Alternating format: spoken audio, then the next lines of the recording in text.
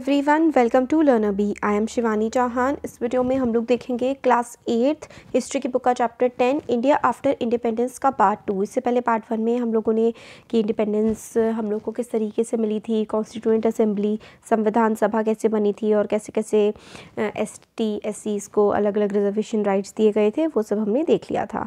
तो बेसिकली हम लोगों ने यहाँ तक देख लिया था इस चैप्टर को, तो काफ़ी सारा हम लोगों ने देख लिया था। अब हम लोग यहाँ से स्टार्ट करते हैं। देखिए, another major debate in the constituent assembly, जो मतलब दूसरी मेजर डिबेट थी कॉन्स्टिट्यूएंट असेंबली की, वो थी कि भाई लैंग्वेज हम लोगों को कौन सी रखनी चाहिए। तो मेजर डिबेट जो थी वो कि भाई कौन सी लैंग्वेज होनी चाहिए। मेंबर्स को लगता था कि इंग्लिश लैंग्वेज जो है उसको अंग्रेज़ों के साथ ही इंडिया से चला जाना चाहिए। तो कॉन्स्टिट्यूएंट असेंबली के मेंबर्स को लगता था कि भाई अब अंग्रेज़ चले गए तो हमारे देश से अंग्रेज़ी भाषा भी चली जानी चाहिए, और वो चाहते थे कि जो है हिंदी को अपना लिया जाए। हाउएवर काफ़ी सारे ऐसे लोग भी थे जो लोग हिंदी नहीं जानते थे और उनकी अलग ओपिनियन थी। स्पीकिंग इन द असेंबली, मतलब असेंबली में बोलते हुए टी कृष्णामाचारी ने कन्वे किया एक warning on the behalf of people of south, मतलब साउथ के लोगों की तरफ से उन्होंने कहा, एक सेकेंड, हाँ यहाँ से हम लोग ब्रश ले लेते हैं। हाँ, तो साउथ के लोगों की तरफ से टी कृष्णामाचारी ने ये कहा कि अगर आप लोग हिंदी को अपनाएंगे ना, तो अगर आप हिंदी को अपना लेंगे तो हिंदी भाषा जो नहीं बोलते हैं राज्य, हिंदी भाषा ना बोलने वाले राज्य, जैसे कि जो साउथ की स्टेट्स हैं, उनको बहुत ज़्यादा दिक्कत हो जाएगी। तो मतलब एक डिवीज़न सा भी हो सकता है देश का, मतलब देश का बंटवारा हो सकता है इस तरीके से। तो इसलिए फाइनली हिंदी को जो है वो ऑफिशियल लैंग्वेज का दर्जा दिया गया, ना कि नेशनल लैंग्वेज का। और इंग्लिश जो है उसको कोर्ट्स में इस्तेमाल करने की कहा गया कि भाई इंग्लिश का हम लोग कोर्ट्स में इस्तेमाल करेंगे। और ये इसमें बताया गया कि काफ़ी सारे इंडियंस जो हैं उन्होंने कंट्रीब्यूशन दिया था कॉन्स्टिट्यूशन को फ्रेम करने में। बट सबसे ज़्यादा जो इम्पोर्टेंट अगर हम लोग रोल माने तो वो था डॉक्टर BR अम्बेडकर का। तो डॉक्टर BR अम्बेडकर का काफ़ी इंपॉर्टेंट रोल रहा था। वो थे चेयरमैन थे, डॉक्टर BR अम्बेडकर चेयरमैन थे ड्राफ्टिंग कमेटी के।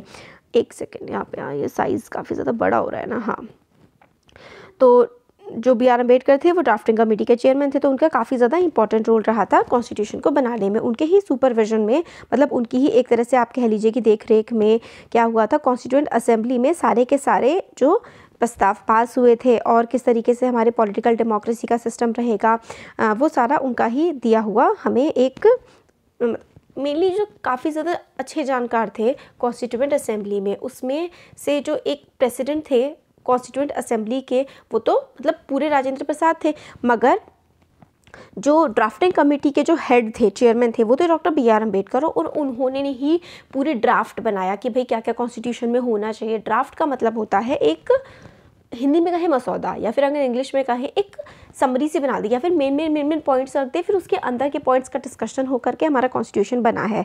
तो काफ़ी ज़्यादा इंपॉर्टेंस है इसलिए डॉक्टर BR अम्बेडकर की। तो डॉक्टर BR अम्बेडकर ने कहा कि सिर्फ पॉलिटिकल डेमोक्रेसी नहीं होगी, मतलब पॉलिटिकल डेमोक्रेसी आपने सबको इक्वल राइट्स दे दिए, बल्कि इकोनॉमिक और सोशल डेमोक्रेसी भी होनी चाहिए। इकोनॉमिक डेमोक्रेसी का मतलब है, देखिए डेमोक्रेसी का मतलब बेसिकली अगर हम लोग बहुत ही सरल भाषा में समझें कि सारे के सारे लोग जिसमें सरकार की नज़र में बराबर होते हैं, वो एक पॉलिटिकल डेमोक्रेसी होती है। इकोनॉमिक डेमोक्रेसी की सबके पास बराबर पैसा हो, सोशल डेमोक्रेसी की सबका सोशल स्टेटस जो है वो बराबर हो। तो सिर्फ राइट टू वोट दे देने से ऑटोमेटिकली जो ये इनइक्वालिटीज़ है, रिच की और पुअर की और अपर कास्ट की लोअर कास्ट की जो भेदभाव है वो ख़त्म नहीं हो जाएंगे। नया कॉन्स्टिट्यूशन जो है वो अभी तो सिर्फ और सिर्फ पॉलिटिकल राइट दे पा रहा है। अब हम लोग, उन्होंने कहा था कि according to doctor BR Ambedkar, वो कहते हैं कि हम लोग एंटर करने जा रहे हैं लाइफ ऑफ कॉन्ट्रडिक्शंस की, मतलब काफ़ी ज़्यादा कॉन्ट्रडिक्शंस की लाइफ को हम एंटर कर रहे हैं। पॉलिटिकली हमारे देश के सारे लोग इक्वल हैं, बट सोशल और अगर इकोनॉमिक लाइफ की बात हम देखें तो हम सब क्या हैं, हम सब अभी भी अनइक्वल हैं। पॉलिटिक्स के अकॉर्डिंग तो हम लोगों को सारे के सारे 1 मैन 1 वोट, मतलब 1 पर्सन 1 वोट की हम लोगों को दे दिया गया है कि एक पर्सन का एक वोट है। बट क्या सच्चाई में ऐसा है? 1 वोट 1 वैल्यू तो है, मतलब एक इंसान का एक वोट है, बट क्या इंसान सारे के सारे आपस में इक्वल हैं? क्या हमारे पास सोशल इकोनॉमिक लाइफ में कोई इक्वालिटी है? सोशल इकोनॉमिक लाइफ में तो इक्वालिटी नहीं है। तो भाई ये वाली सारी चीज़ें उन्होंने कही थी कि हमें सिर्फ और सिर्फ पॉलिटिकल हम डेमोक्रेसी बन पाए हैं, हमें सोशल और इकोनॉमिक डेमोक्रेसी, यानी कि सब लोग के पास समान समानता का अधिकार तो है, बट सब लोग समान भी हो, एक्चुअल सोशल स्टेटस भी हमारा सेम हो और रिच और पुअर का डिफरेंस भी बहुत कम हो, हमारा वो इकोनॉमिक स्ट्रक्चर सही हो, और one man one vote one value की तरह वन मैन वन वैल्यू भी होना चाहिए। मतलब एक वोट की एक वैल्यू है तो एक इंसान की भी एक वैल्यू हो। इस तरीके की बातें डॉक्टर बी आर अम्बेडकर कहते हैं। How were states to be formed, ये जो स्टेट्स हैं वो स्टेट्स किस तरीके से फॉर्म की जाए, भाई ये वाली भी बड़ी दिक्कत थी कि स्टेट को किस तरीके से फॉर्म किया जाए। 1920s के टाइम पर जो इंडियन नेशनल कांग्रेस थी ना, वो एक मेन पार्टी थी जिसने फ्रीडम स्ट्रगल, ये अच्छा नहीं लग रहा, यही वाला ले लेते हैं चलिए, फ्रीडम स्ट्रगल में काफ़ी ज़्यादा इंपॉर्टेंट रोल निभाया था इंडियन नेशनल कांग्रेस ने। वो चाहते थे कि हमारा देश आज़ाद हो, और एक मतलब जब हमारा देश आज़ाद हो जाएगा उसके बाद किस तरीके से उसमें क्या क्या होगा, फिर उसके बारे में डिस्कशन हुआ। तो एक लिंग्विस्टिक ग्रुप था, तो इसमें क्या था, इंडियन नेशनल कांग्रेस जो थी मेन पार्टी थी जिसने फ्रीडम स्ट्रगल मतलब आज़ादी की लड़ाई करी थी। जैसे इंडिपेंडेंस मिल गई, हर major linguistic group would have its own province. तो मतलब इस तरीके की बातें भी कहते थे कि जो एक लिंग्विस्टिक ग्रुप है, मतलब लिंग्विस्टिक ग्रुप का क्या मतलब है, भाषा के आधार पर अगर आप लोग राज्य बांटते, सब जैसे कि मेनली भाषा के आधार पर साउथ इंडिया के राज्य बटे हुए हैं, मलयालम वाले भाषा का केरला है, तमिल बोलने वालों का तमिलनाडु है ना, तो इसी तरीके से तेलुगु बोलने वालों का वो है आंध्र, और कन्नड़ बोलने वालों का कर्नाटक है। इस तरीके से प्रोविंस बांट दिए गए लिंग्विस्टिक बेसिस पे। तो लिंग्विस्टिक ग्रुप मतलब एक भाषा बोलने वाला ग्रुप, प्रोविंस आप स्टेट के बराबर समझ लीजिए जो राज्य होते हैं। हाउएवर इंडिपेंडेंस के बाद कांग्रेस ने ये इस तरीके के स्टेप्स नहीं लिए जो उन्होंने प्रॉमिस किया था कि भाषा के आधार पर हम राज्य बांट देंगे। जब इंडिया डिवाइड हुआ रिलीजन के बेस पे, despite the wishes and efforts of Mahatma Gandhi, despite the wishes मतलब महात्मा गांधी तो नहीं चाहते थे हमारे देश का बंटवारा हो भाषा या फिर धर्म के आधार पर धर्म के आधार पर हमारे देश का बंटवारा हो गया। तो राजनेता हमारे देश के जो लीडर्स थे वो काफ़ी ज़्यादा डर गए थे कि भाई धर्म के आधार पर तो बंटवारा हो गया है, अगर लैंग्वेज के आधार पर भी हो गया, अलग अलग स्टेट्स हमने बांट दिए तो फिर से मतलब सेपरेशन की फीलिंग ना आ जाए। तो इस तरीके की जो लिंग्विस्टिक प्रोविंसेस थी इसको बनाने की बात थोड़ी सी वो अवॉइड करने लगे। तो कि गांधी जी का भी देश का जो सपना था एक भारत का, वो भी टूट गया था। तो पार्टीशन के बाद देखिए क्या हुआ, मोर देन 1 मिलियन पीपल, लगभग 10 लाख लोग राइट्स में, दंगों में मारे गए, हिंदूज और मुस्लिम मतलब दोनों मिला करके 10 लाख लोग मारे गए थे दंगों में। अब क्या ये कंट्री जो है वो लैंग्वेज के बेसिस पर इसका बंटवारा किया जा सकता था? बोथ प्राइम मिनिस्टर जो थे नेहरू और डिप्यूटी प्राइम मिनिस्टर थे वल्लभ भाई पटेल, जब हमारा देश आज़ाद हुआ था वो अगेंस्ट थे, मतलब वो नहीं चाहते थे कि लिंग्विस्टिक स्टेट भाषा के आधार पर राज्य बनाए जाएं। बट जब पार्टीशन हुआ नेहरू ने कहा कि disruptionist tendency had come to the force to check them, the nation had to be strong and united, और एज पटेल पुट, तो भाई नेहरू ने कहा कि भाई जो डिस्ट्रप्टिव चीज़ें हैं जो देश को तोड़ती हैं उनको हमें अवॉइड करना चाहिए और हमारे देश को एक साथ मिलकर के एकजुट रहना चाहिए। पटेल कहते हैं, पटेल ने इसी बात को इस तरीके से कहा, देखिए कि first and the last need of India at the present moment is that it should be a nation. सबसे इंपॉर्टेंट चीज़ फिलहाल आज़ादी के समय देश के लिए है कि भाई हम एक देश बन जाएं। हर चीज़ जो कि देश की ग्रोथ के लिए, growth of nationalism has to go forward and everything which throws obstacle in its way had to be rejected. तो इन्होंने कहा कि जो भी चीज़ देशभक्ति की भावना लोगों में मतलब उत्पन्न करती है या क्रिएट करती है उसको ही हमें आगे लेकर के चलना चाहिए, उसके अलावा जो भी चीज़ें उन सबको हटा देना चाहिए। We have applied this test to linguistic provinces also and by this test our opinion can not be supported. तो भाई अगर लिंग्विस्टिक स्टेट भाषा के आधार पर हम लोग राज्य बना देंगे तो ये यूनिटी की जो फीलिंग है कि भाई ये पूरा देश हमारा है, ये की फीलिंग कैसे रह जाएगी, है ना। तो इस तरीके की बातें नेहरू और वो सोचते थे पटेल। तो नेहरू और पटेल का मेनली क्या मानना था कि अगर भाषा के आधार पर हम राज्यों को बांट देंगे तो हो सकता है लोगों में देश के प्रति प्यार कम हो जाए, तो वो नहीं चाहते थे। बट फिर क्या हुआ, Congress leader would now go back on their promise, created great disappointment. अब पहले तो कांग्रेस लीडर्स ने कहा था कि भाषा के आधार पर राज्य बनेंगे, बट अब उन्होंने मना कर दिया, तो ये काफ़ी ज़्यादा डिसअपॉइंटमेंट का कारण बन गया जो साउथ इंडियन स्टेट्स हैं उनके लिए। Kannada speakers, Malayalam speakers, Marathi speakers all looked forward to have their own state. सब चाहते थे कि भाई अपना अपना सबका स्टेट हो। सबसे भयंकर प्रोटेस्ट जो है वो तेलुगु स्पीकिंग डिस्ट्रिक्ट में हुआ of what was the Madras presidency. तो मद्रास प्रेसिडेंसी थी पहले आज़ादी के टाइम पर, आज़ादी से पहले, जिसमें आज का आंध्र प्रदेश, तमिलनाडु वगैरह काफ़ी वाला, कर्नाटक वाला भी काफ़ी रीजन आता था। तो जो तेलुगु स्पीकर्स थे वो अपने लिए एक अलग स्टेट की, अलग राज्य की मांग करने लगे। मद्रास प्रेसिडेंसी से वो अलग होना चाहते थे तेलुगु स्पीकर्स जो थे। जब नेहरू ने कैंपेन स्टार्ट किया अपना, जनरल इलेक्शंस जो हुए थे 1952 के टाइम पर, तो पहले हमारे देश के इलेक्शन 1952 में हुए थे, उसमें जो तेलुगु स्पीकर्स थे वो नेहरू की रैली में काले झंडे लेकर के आए और स्लोगन्स उन्होंने बनाए कि वी वांट आंध्र, हमें आंध्र चाहिए, आंध्र प्रदेश चाहिए। In October of that year a veteran Gandhian name Potti Sriramulu went on a hunger strike demanding the formation of Andhra state. तो वेटरन का मतलब होता है जो काफ़ी लंबे समय से किसी एक काम में लगे होते हैं। तो एक पर्सन थे जिनका नाम था, एक तरह से हमारे देश के रिवॉल्यूशनरी कह लीजिए या फिर आप गांधीवादी थे। वो गांधी को काफ़ी ज़्यादा, महात्मा गांधी को काफ़ी ज़्यादा मानते थे, उनके ही तरीकों को फॉलो करके वो प्रोटेस्ट करते थे। तो पोटी श्रीरामुलु जो कि आंध्र प्रदेश के काफ़ी बड़े लीडर थे, उन्होंने हंगर स्ट्राइक पर बैठ गए वो कि भाई आंध्र प्रदेश की डिमांड होनी चाहिए। तेलुगु स्पीकर्स के लिए अलग देश, अलग स्टेट, देश नहीं अलग स्टेट होना चाहिए। तो फास्ट चलता रहा और उनके सपोर्ट में काफ़ी सारे लोग आते रहे। हड़ताल बंद जो हैं वो काफ़ी सारे हड़ताल हुई, बंद आयोजित किए गए काफ़ी सारे इलाकों में। तो हंगर स्ट्राइक पर पोटी श्रीरामुलु बैठे हुए थे, बट फिर भी काफ़ी सारे लीडर्स जो है नहीं मान रहे थे कि स्पेशली नेहरू और पटेल इस बात के फेवर में नहीं थे कि लिंग्विस्टिक स्टेट बने। बट क्या हुआ कि 15 दिसंबर 1952, 58 डेज़ के जो फास्ट के बाद पोटी श्रीरामुलु की हो गई डेथ। न्यूज़पेपर्स में छपा, the news of passing away of Sriramulu engulfed entire Andhra in chaos. तो भाई क्या हो गया, हड़बड़ी सी मच गई। पोटी श्रीरामुलु काफ़ी बड़े लीडर थे, उनके मरने से आंध्र प्रदेश में तो जैसे हल्ला सा हो गया, काफ़ी ज़्यादा प्रोटेस्ट। अब सेंट्रल गवर्नमेंट भी इससे डर गई कि इतने भयंकर प्रोटेस्ट हुए थे और डिमांड आंध्र प्रदेश की बहुत ज़्यादा बढ़ गई थी। तो फिर भाई क्या हुआ, एक साल भी नहीं बीता, लगभग 1 अक्टूबर 1953 को नया स्टेट बनाया गया। Andhra came into being which subsequently become Andhra Pradesh. तो पहला हमारे देश का जो राज्य बना था वो था बेसिकली, जो प्रोटेस्ट के बाद फर्स्ट लिंग्विस्टिक स्टेट, भाषा के आधार पर जो पहला राज्य बना था वो बना था 1 अक्टूबर 1953 को, और वो था आंध्र प्रदेश। आंध्र प्रदेश के क्रिएशन के बाद जब आंध्र प्रदेश बन गया तो बाकी सारी जो और भी स्टेट्स थी भाई वो भी डिमांड करने लगी कि हमें भी भाषा के आधार पर जो है अब आप राज्य बना करके दो। अब इन्होंने तो मांग लिया, और लोग भी मांगने लगे। State recognition commission was setup. अब स्टेट रिकॉग्निशन कमीशन सेटअप की गई। स्टेट रिकॉग्निशन कमीशन का मतलब था कि भाई क्या भाषा के आधार पर हम लोगों को राज्य बनाने चाहिए।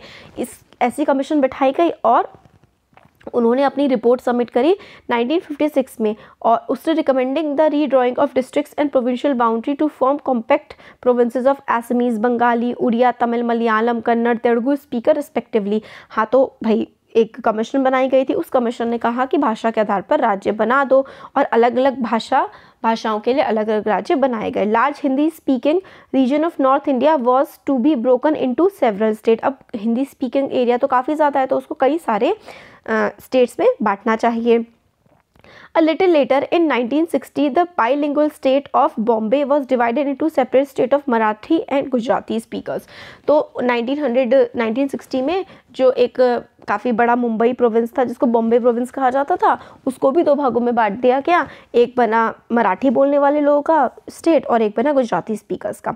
1966 में पंजाब को भी डिवाइड कर दिया गया। पंजाब में और हरियाणा में पंजाबी स्पीकर्स पंजाब में गए, जिसमें मोस्टली जो थे वो सिख्स थे, और the latter for the rest who spoke not Punjabi but versions of Haryanvi और हिंदी। तो हरियाणा में जो हरियाणवी भाषा बोलने वाले लोग थे उनको हरियाणा मिला।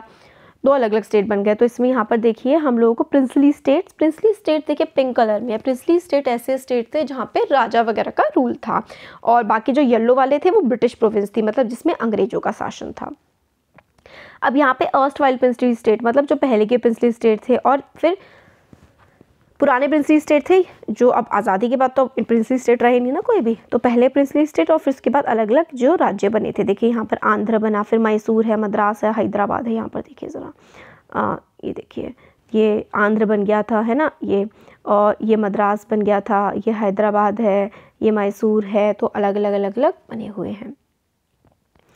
फिर यहाँ पे देखिए ये पहले पूरा बॉम्बे हुआ करता था। ये यहाँ पे ये पूरा का पूरा जो था ये पहले बॉम्बे था, फिर उसके बाद बंटवारा हो गया था। बंटवारा मतलब स्टेट डिवाइड हो गए थे।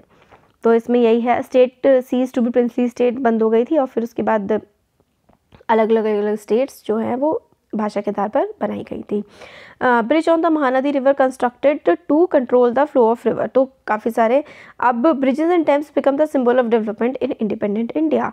अब इंडिपेंडेंट इंडिया में काफ़ी ज़्यादा ब्रिजेस और काफ़ी ज़्यादा डैम्स वगैरह बनाए गए और एक तरीके से ये सिंबल ऑफ डेवलपमेंट हमारे देश के लिए बन गए। स्टेट क्या होता है? स्टेट मतलब कोई कंट्री का किसी भी एक भाग को, जिसको एक आप राज्य कहते हैं, वही स्टेट होता है बस। अब आता है planning for development, lifting India and Indians out of poverty. तो इंडिया को, इंडियंस को गरीबी से बाहर निकालने के लिए काफ़ी सारे प्लान्स बनाए गए और एक मॉडर्न टेक्निकल और इंडस्ट्रियल बेस बनाने की तैयारी की गई, जिसका मेजर ऑब्जेक्टिव था एक नई देश को बनाना। तो मतलब इंडिया को गरीबी से बाहर निकालना था, इंडिया के लोगों को गरीबी से बाहर निकालना था और मेजर ऑब्जेक्टिव था कि भाई देश को आगे बढ़ाया जाए। तो 1950 में गवर्नमेंट ने सेटअप की प्लानिंग कमीशन, जिससे डिज़ाइन हो सके कुछ ऐसी पॉलिसीज़ ताकि इकोनॉमिक डेवलपमेंट किया जा सके। एक ब्रॉड सा एग्रीमेंट बना जिससे कि भाई हमारे देश की इकोनॉमी होगी मिक्स इकोनॉमी। मिक्स इकोनॉमी का जो मॉडल है वो अपनाया गया। अब मिक्स इकोनॉमी क्या होता है? मिक्स इकोनॉमी जिसमें भाई स्टेट की भी चलेगी, मतलब गवर्नमेंट की भी जो होंगी वो इंडस्ट्रीज़ होंगी, गवर्नमेंट कंट्रोल भी, और प्राइवेट लोग भी अपनी इंडस्ट्रीज़ खोल सकते हैं। तो ये वाली जो इकोनॉमी होती है ये होती है मिक्स्ड इकोनॉमी। तो मिक्स्ड इकोनॉमी के मॉडल को अपनाया गया, जिसमें बोथ स्टेट और प्राइवेट सेक्टर काफ़ी इंपॉर्टेंट रोल प्ले करते हैं और प्रोडक्शन, काम, फैक्ट्रीज वगैरह लगाते हैं, प्रोडक्शन बढ़ाते हैं ताकि जॉब्स को जनरेट किया जा सके। अब what specifically these roles were to be, अभी स्पेसिफिकली क्या रोल होंगे जिसमें इंडस्ट्री इनिशिएट करेगी, initiated by the state and which by the market, how to achieve a balance between different regions and state was to be defined by planning commission। तो भाई planning commission का काम था कि ये डिसाइड करे कि भाई किस तरीके से कौन कौन सी जो फैक्ट्रीज़ हैं या फिर कौन कौन से इंडस्ट्रीज़ हैं वो लगानी चाहिए गवर्नमेंट को, ताकि जो रीजनल इम्बैलेंस है, मतलब लोगों का फ़ायदा हो, देश का फ़ायदा हो, देश में जो लोग, देश के लोगों को जो ज़रूरत की चीज़ें हैं वो उनको मतलब सही मिनिमल रेट्स पर अवेलेबल हो सके, कहाँ पर फैक्ट्रीज़ लगानी चाहिए ताकि जो रीजनल इम्बैलेंसेस हैं वो कम हो जाए। तो ये सारी की सारी चीज़ें करने का काम प्लानिंग कमीशन को दिया गया, जो कि आज काम मेनली नीति आयोग करता है। 1956 में सेकेंड 5 ईयर प्लान, तो 5 ईयर प्लान के थ्रू पहले 5 साल की प्लानिंग की जाती थी, फिर 5 उसी प्लान के अकॉर्डिंग चला जाता था। 1956 में सेकेंड 5 ईयर प्लान आया और इसका जो फोकस था वो था development of heavy industries such as steel and on the building of large dams. तो सेकेंड 5 ईयर प्लान का फोकस था हैवी इंडस्ट्रीज को डेवलप करना। हैवी इंडस्ट्री मेनली जो आयरन एंड स्टील इंडस्ट्री होती है ना, जिसमें काफ़ी बल्क में, काफ़ी आप या तो कह लीजिए भारी सामान भी बनता है। Iron steel, mainly iron steel industry को हैवी इंडस्ट्रीज़ कहा जाता है और ये इंडस्ट्रीज़ बाकी सारी इंडस्ट्री के डेवलपमेंट में काफ़ी हेल्प करती हैं। तो डैम्स बनाना, ये सारा का सारा काम सेकेंड ईयर प्लान में, जो सेकेंड 5 ईयर प्लान था उसमें ये सब चीज़ें प्लान की गई थी। These sectors would be under the control of state. अब ये जो आयरन एंड स्टील है और डैम बिल्डिंग है, ये सारा का सारा गवर्नमेंट का काम होगा। और this focus on heavy industry and the effort of at state regulation of the economy was to guide economic policy for the next few decade। अभी जो भाई इकोनॉमिक पॉलिसी है वो पूरी पूरी गवर्नमेंट डिज़ाइन करेगी और हैवी इंडस्ट्रीज़ पे ज़्यादा गवर्नमेंट का कंट्रोल रहेगा। यही जो है प्रोसेस चलता रहा कुछ और फ्यू डेकेड्स के लिए। डेकेड्स, एक डेकेड में होते हैं 10 साल, तो लगभग 30-40 साल तक यही हमारे देश की इकोनॉमी का प्रोसेस रहा कि गवर्नमेंट का कंट्रोल काफ़ी ज़्यादा रहा। इस अप्रोच के काफ़ी सारे स्ट्रॉन्ग सपोर्टर्स थे, बट काफ़ी सारे क्रिटिक्स भी थे। काफ़ी सारे लोग ये भी कहते थे कि भाई ये जो 5 ईयर प्लान है ये काफ़ी सही नहीं है।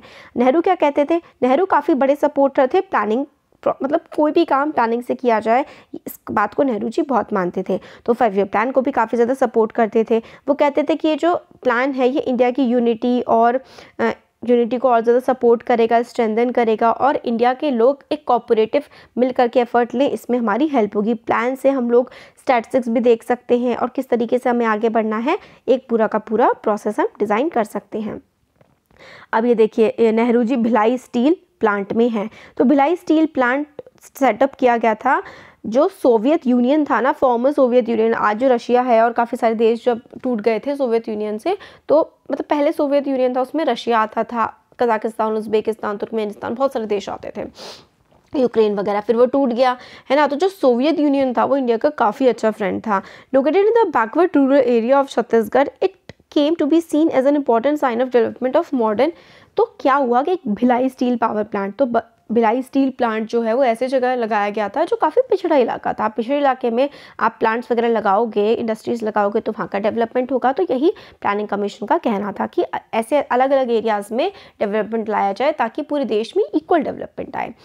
सम फेल्ट दैट, कुछ लोगों को लगता था कि प्लानिंग बहुत अच्छी है, कुछ लोगों को लगता था कि भाई ठीक नहीं है, कि जो एग्रीकल्चर पे एम्फेसिस, एग्रीकल्चर को जो इंपॉर्टेंस दी जानी चाहिए वो नहीं दे रहे हैं। कुछ कहते थे कि जो प्राइमरी एजुकेशन है उसको नेगलेक्ट कर दिया जा रहा है। प्राइमरी एजुकेशन जो स्कूल लेवल की एजुकेशन होती है उसको हमारे देश के नेता नेगलेक्ट कर रहे हैं।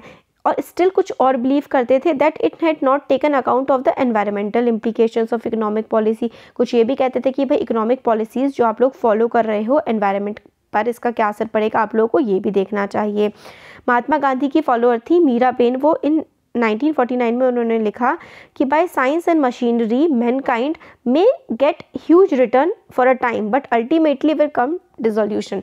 तो जो मीराबेन है, गांधी जी की काफ़ी बड़ी फॉलोअर थी, वो कहती हैं कि साइंस एंड टेक्नोलॉजी से कुछ टाइम के लिए तो डेवलपमेंट आएगा बट लंबे समय में देखेंगे कि सब कुछ ख़त्म हो जाएगा। हम लोगों को नेचर के साथ बैलेंस में बना करके रखना चाहिए, अपनी लाइफ को ऐसे डेवलप करना चाहिए ताकि जो नेचर के लॉज के अकॉर्डिंग हो। If we are to supply as a physically healthy and morally decent species, तो अगर हमें फिजिकली हेल्थी और डिसेंट स्पेशी एक ह्यूमन बीइंग को बनाना है तो हम लोगों को इस तरीके से डेवलपमेंट करना होगा ताकि हम एनवायरनमेंट को भी नुकसान ना पहुंचाएं। अब देखिए वीडियो हो जाएगा बहुत बड़ा, अब ये जो है ना ये वाला तो थोड़ा सा, ये छोटा सा वीडियो बनेगा, इसके नेक्स्ट वाला हम नेक्स्ट वीडियो में देख लेंगे। Thank you.